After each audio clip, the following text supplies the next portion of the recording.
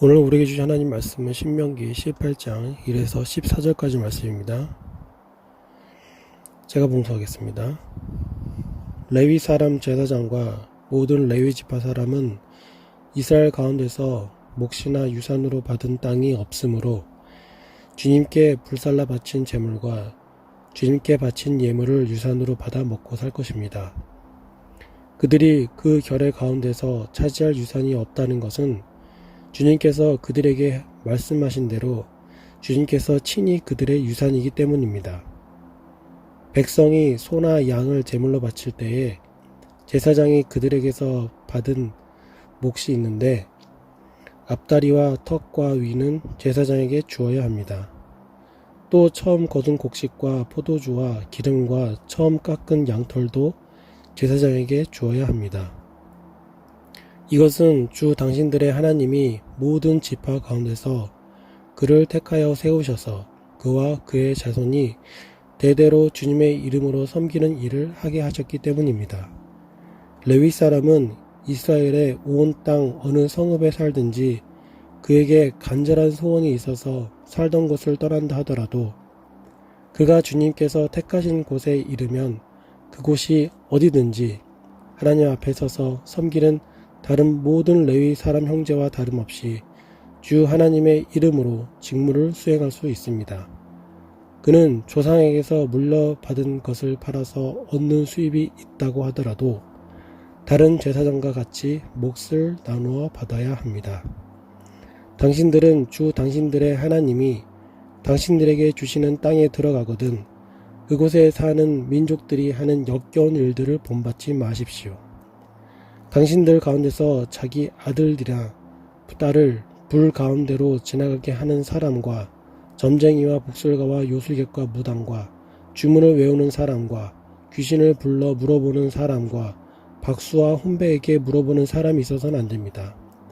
이런 일을 하는 사람은 모두 주님께서 미워하십니다. 주 당신들의 하나님은 이런 역겨운 일 때문에 당신들 앞에서 그들을 몰아내시는 것입니다.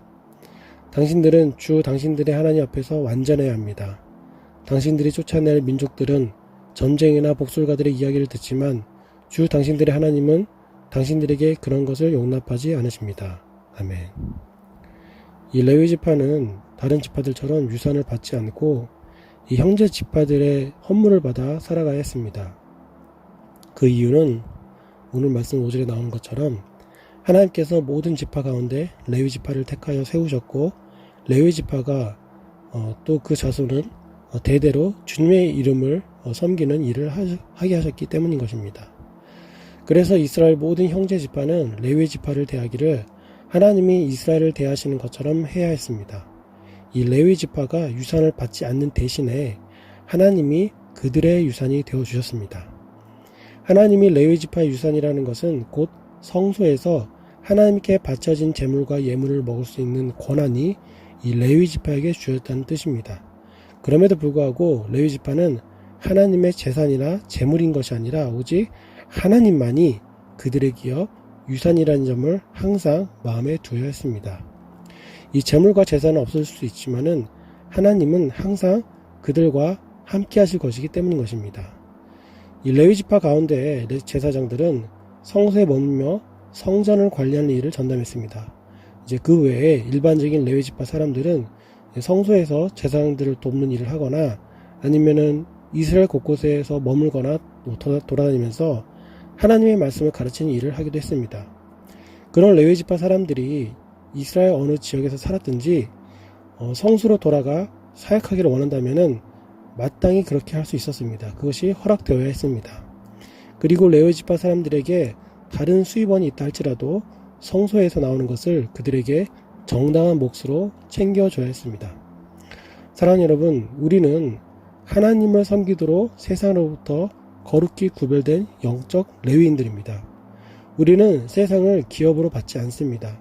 하나님만이 우리의 유산입니다. 우리가 세상에서 기업을, 유산을 얻을 수가 없는 것입니다.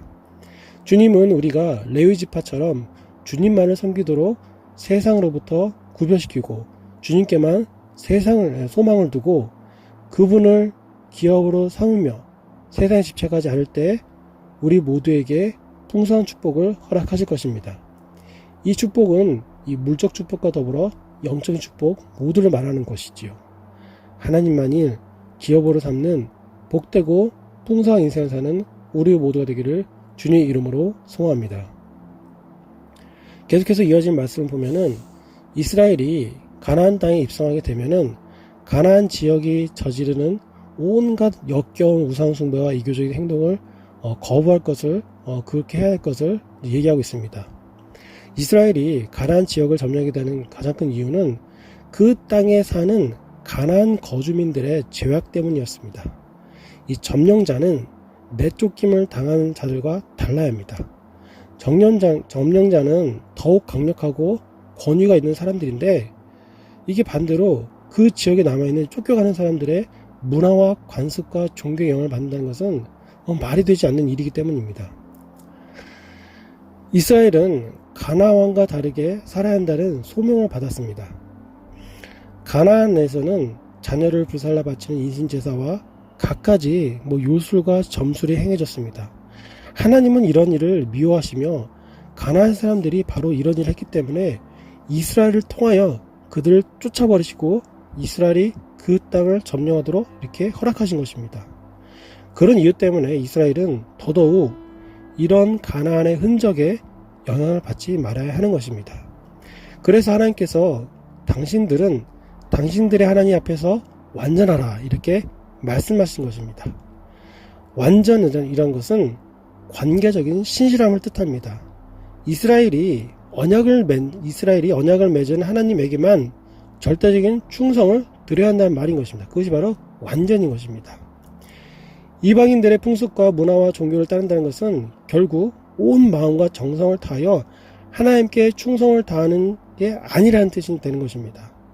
하나님께 완전하지 못한다는 것입니다. 하나님께서 세상 사람들 중에 우리를 택하셔서 자기 백성 삼으신 것은 우리가 세상 사람들과 다른 가치관, 다른 풍습, 다른 문화, 다른 삶의 방식을 추구해야 한다는 그러한 소명을 전제하고 있습니다. 만약 우리가 하나님을 믿는다 하면서 세상 사람들과 같은 가치관, 같은 세계관을 갖고 살아간다면 하나님께서 우리를 부르신 이유가 없어지는 것입니다. 겉으로만 말로만 자칭 주님의 백성일 뿐 하나님을 따르는 진정한 주님의 백성이 아닌 것입니다. 신앙의 완전에 이르기를 애쓰고 소망하는 우리 모두가 되기를 진심으로 소원합니다. 주님께서 이 요구를 출애굽 1세대에게 하지 않으셨습니다. 약속의 땅에 들어가 하나의 나라를 이루어야 하는 출애굽 2세대에게 명령하셨습니다. 이들은 그런 요구에 반응하고 따를 수 있는 존재들이기 때문에 하나님 앞에 완전하라는 말씀을 이 출애굽 2세대에게 하신 것입니다. 우리도 동일합니다. 우리에게는 하나님 앞에 완전하게 이룰 수 있도록 그렇게 돕는 자가 곁에 계십니다. 바로 그리스도 예수이신 것입니다. 이 그리스도 예수께서 우리와 함께 하시며 우리의 부족을 채우시고 우리의 연약함을 일으켜 세워주십니다. 또 우리는 그리스도로 말미암아 그리스도와 함께 아버지 하나님 앞에서 완전해질 수 있는 것입니다.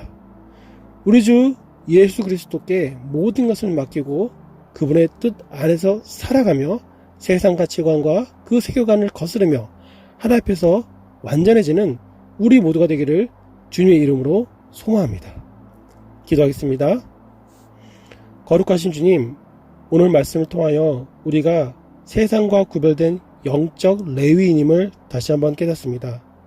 우리의 유산, 우리의 기업은 오직 하나님 당신 한 분뿐입니다. 그리하여 저희가 주님 앞에 완전한 자가 되도록 애쓰고 정진할 것을 다시 한번 결단합니다.